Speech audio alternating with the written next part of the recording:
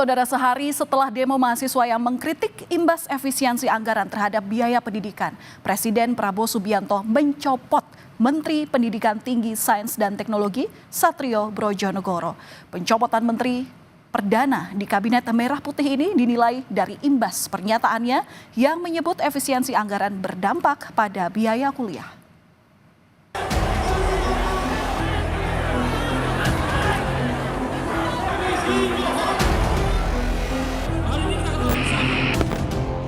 Aksi unjuk rasa mahasiswa terjadi di sejumlah daerah.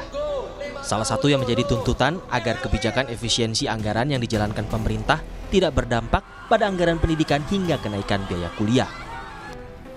Sehari setelah aksi unjuk rasa terjadi di sejumlah daerah, Presiden Prabowo Subianto merombak kabinet. Presiden mengganti Menteri Pendidikan Tinggi, Sains dan Teknologi Satrio Brojonegoro dengan Guru Besar ITB Brian Yuliarto.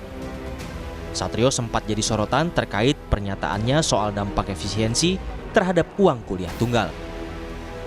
Direktur Eksekutif Parameter Politik Indonesia, Adi Praitno menilai, penggantian Satrio Brojonegoro salah satunya imbas dari pernyataan dirinya yang menyebut efisiensi anggaran berdampak pada kenaikan biaya kuliah hingga menimbulkan resistensi dan aksi unjuk rasa dari mahasiswa.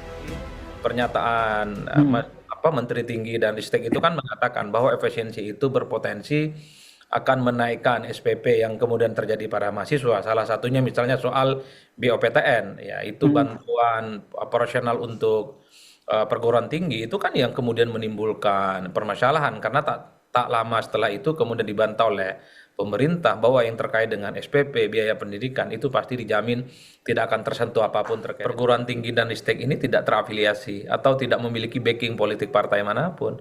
Karena kalau mau jujur, ada juga kan menteri-menteri yang menimbulkan kontroversi, kinerjanya memang sejak awal disorot. Soal aksi demo mahasiswa, Ketua MPR yang juga Sekjen Partai Gerindra, Ahmad Muzani menyebut itu hal wajar. Soal kebijakan efisiensi Presiden Prabowo yang menjelaskan baru tahap awal sehingga menimbulkan kekagetan.